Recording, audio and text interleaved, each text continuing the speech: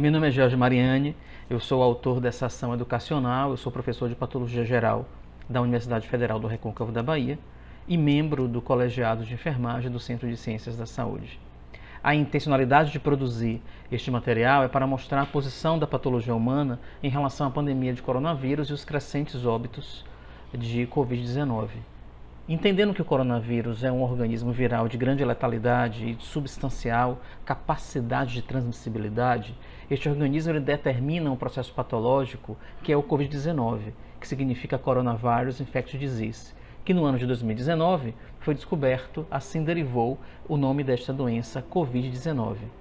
A Covid-19 ela não determina elementos patognomônicos, ou seja, não existem sinais e sintomas específicos que possam ajudar a compreender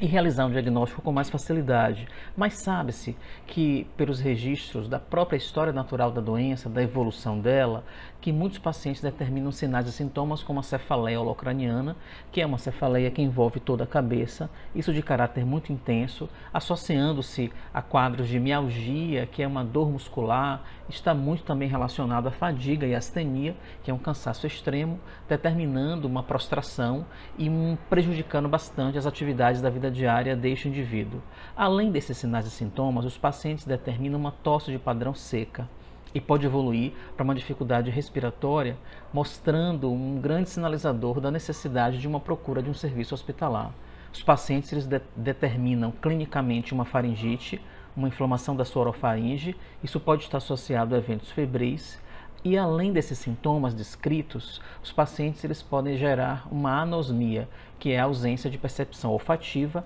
associada ou não a uma ageusia, que é uma ausência de percepção do paladar. Para além desses sintomas descritos, nós compreendemos que o coronavírus é um vírus que tem uma predileção pela mucosa do trato respiratório inferior. Os pacientes eles podem também ter um comprometimento do seu trato gastrointestinal, evoluindo para quadros diarreicos. A partir da percepção de que este vírus determina no organismo um grande espectro de manifestações clínicas,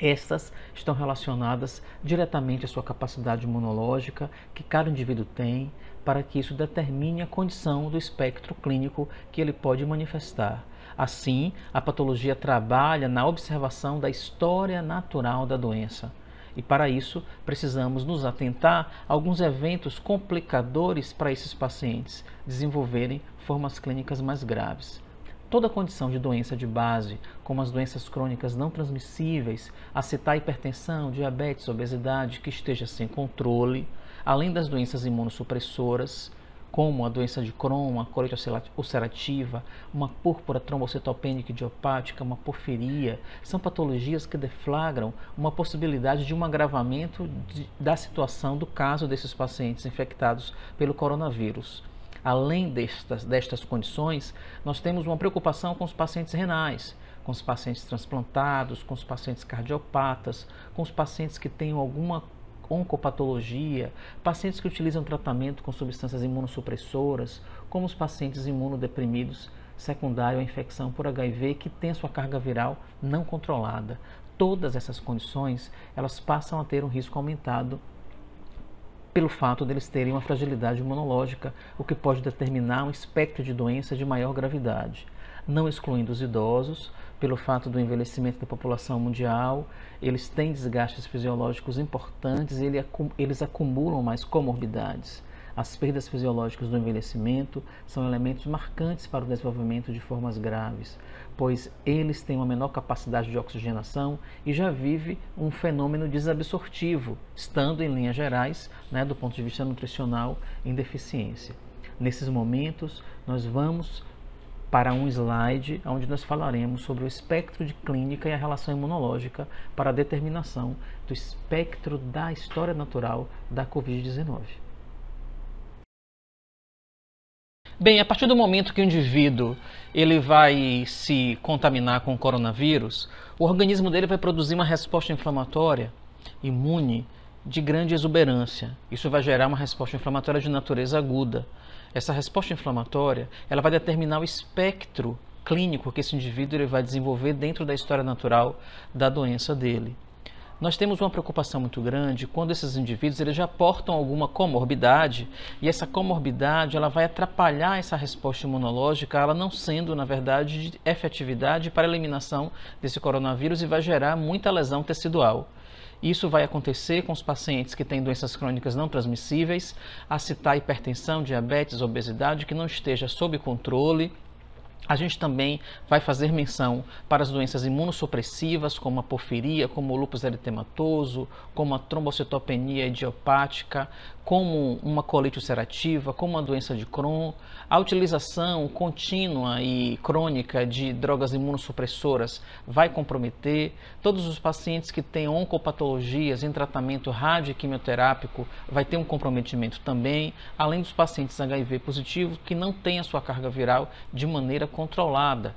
Para além desses pacientes, a própria condição de envelhecimento, entendendo que a nossa população mundial está progressivamente envelhecendo e que já tem muitas perdas fisiológicas do envelhecimento, esses indivíduos, na perspectiva de terem uma condição de oxigenação reduzida e terem também uma nutrição muito comprometida por momentos de desabsorção, são pacientes que fazem muita desbiose intestinal, são pacientes que requerem uma nutrição especial, são pacientes que vão, na verdade, desenvolver potencialmente condições de maior gravidade, não tendo um controle efetivo desta infecção pelo coronavírus e vai estar dentro de um espectro de doença de maior morbimortalidade. Na perspectiva de olharmos os mediadores inflamatórios, citocinas e mediadores químicos, sabendo que eles serão produzidos agudamente, caso eles estejam produzidos em uma quantidade pequena, eles vão gerar apenas um processo inflamatório local, ativando os monócitos que vai se derivar em macrófago para ampliar sua resposta imunológica. Ele vai fazer com que exista uma maior expressão de moléculas de adesão dentro do endotélio vascular e nos leucócitos, fazendo com que exista uma interação para promover uma pavimentação e transmigração, fazendo com que esses leucócitos saiam de dentro do leito vascular e vá até o sítio inflamatório. A concentração baixa desses mediadores químicos inflamatórios, eles vão promover uma atividade da molécula de complemento que está circulante no plasma, a citar a C3A e a C5A, e isso vai gerar uma resposta quimiotática ampla, gerando uma resposta inflamatória local. Na perspectiva desse paciente produzir mediadores químicos em concentrações moderadas, eles começam a desenvolver efeitos sistêmicos, como a febre. A febre vai ser determinada pela produção de interleucina 1, interleucina 6, interleucina 8 e fator de necrose tumoral. Essas citocinas, elas têm uma capacidade de ultrapassar a barreira hematoencefálica e vai criar uma instabilidade no sistema termorregulador que está situado no hipotálamo, fazendo com que esse indivíduo dissipe um quadro febril. Ele perde assim a sua eutermia, que seria de 36,8 a 37,2 graus Celsius, e ele começa a ter um desencadear de um período febril, com 37,5 na condição subfebril, e aí ele vai evoluir para 37,8, que é uma condição febril. Essa condição febril, provocada por essa elevação de citocinas, está associada a um outro marcador bioquímico, que é a PCR, a proteína C reativa. Interleucina 1, interleucina 6, interleucina 8 e o TNF vai passar pelo hepatócito e o hepatócito vai produzir esse marcador, o que está sinalizando que está tendo um efeito sistêmico dessa resposta que o organismo está fazendo na presença de um coronavírus. Às vezes, isso está associado a um desconforto respiratório, o que vai fazer com que dê uma sinalização para a equipe que esse paciente precisa de uma atenção ao nível hospitalar.